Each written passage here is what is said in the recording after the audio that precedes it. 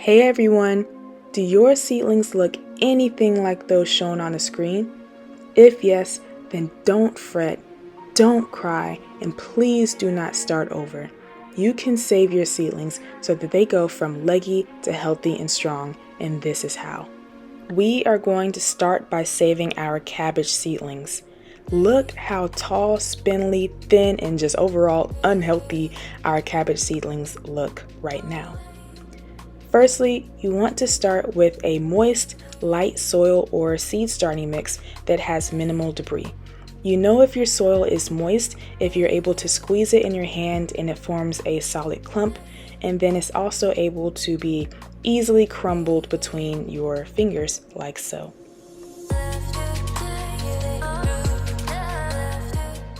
Next, you want to very gently remove your seedlings from the seed starting tray or container that you have them placed in. And this seedling's kind of dangling a little bit, but trust me, it was fine. I don't remember if it made it to the survivor round or not. You'll see what I'm talking about later. We'll get to that. But you want to gently remove them from the tray that you have them in. And we like to do this process when our soil is a little on the drier side, not Sahara Desert dry or anything, and not super duper wet, because we have found in our experience when we try to separate our seedlings in wet soil, the roots are a little intertwined with the roots of the other seedlings that were in the same seed cell in the tray. So we do it when it's drier. It's easier to remove them and separate them from the other seedlings that were in the tray alongside them. So do what's best for you, but we like to do it on the drier side.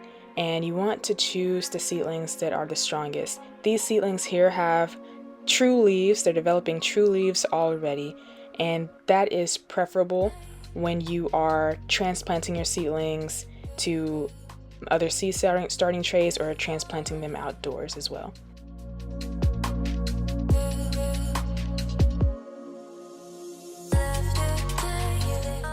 Here we're adding some fresh seed starting soil or just regular soil back into our tray.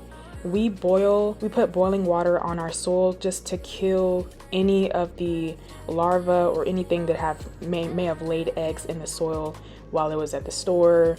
We get our soil from Lowe's and Home Depot, but just in case anything laid their eggs in the soil, we like to kind of eradicate them, to put it gently. So we put boiling water on our soil and let it cool down before we put our soil in our trays. And that's what we have here. And right there, that leaf looks beautiful. It has 2 true leaves on them. And then the cotyledons are the first 2 leaves that you'll have on your seedlings, and they look just alike for the vast majority of seedlings that you have. But our seedlings look great. And here, this disclaimer, don't be afraid to remove your seedlings. Look, we have some fallen seedlings in the back laying there. They're gone.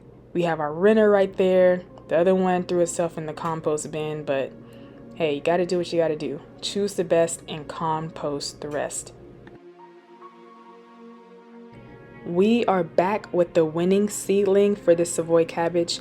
The roots are very strong and very healthy, but the stem, as you can see, is super duper long and spindly. So we are burying the stem deep down into the soil, and we're burying it just deep enough to where the node is at soil level. The node is where these first true leaves start branching off, or really all of the leaves start branching off. And for any plant, the leaves, the buds, and the branching twigs start to branch and originate from that node. So we're putting the soil level just at the node of the seedling, or having the node just a little bit above that soil level.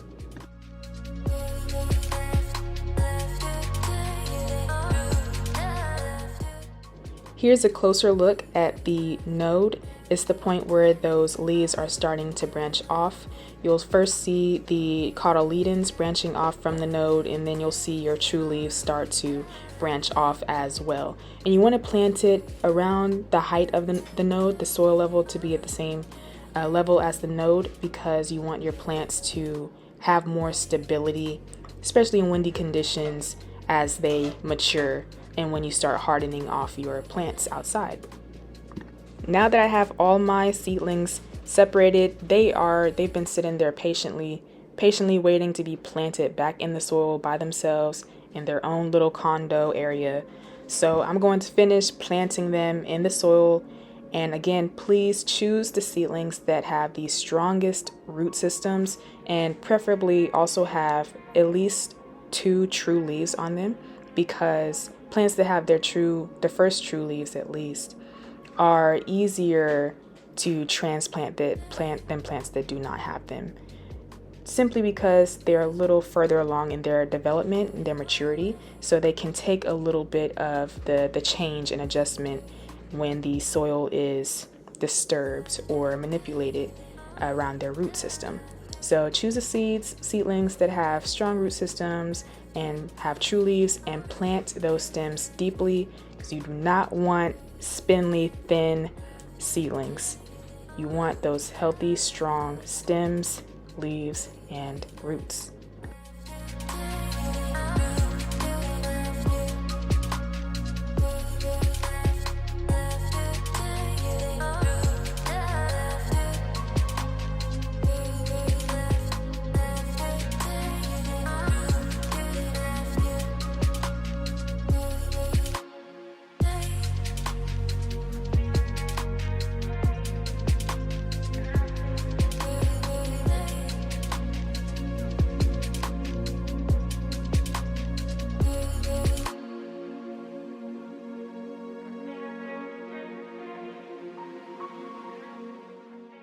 Seedling change. So we already did the cabbage, we set that over to the side, and now we're showing our Swiss chard and mustard greens. They were also super duper leggy, very sad case. So we did our Swiss chard and our mustard greens as well, and we wanted to show that it's suggested that you spray some water around the base of your seedlings so that their roots settle into the soil, especially since they were just transplanted into their own seed trays. So put some roots around the base of your soil. Try not to spray on the leaves of your plants, because having the water sit on the leaves of your plants could possibly introduce some diseases that you do not want later on.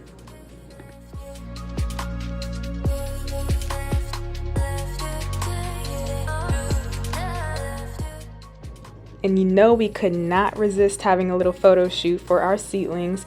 We got the Swiss chard looking much healthier, very pretty, showing off its leaves right there. The green, peppermint, and Vulcan Swiss chard. And we also have our mustard green showing off its chlorophyll and leaves, looking very beautiful.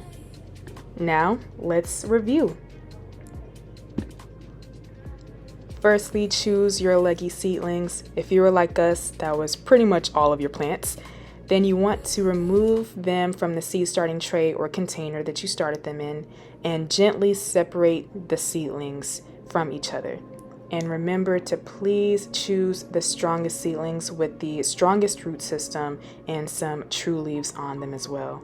In this picture, the strongest one was the one that is circled right there on the left side of the picture. With that, our celery went from drab to fabulous, and our mustard greens look incredible. 4 days later, we have updates on our mustard, Swiss chard, cabbage, our collard greens, and kohlrabi, and we also have strawberries from seed, along with celery, celeriac, and many others. Thanks for watching, and now we hope yours can also go from leggy to healthy and strong.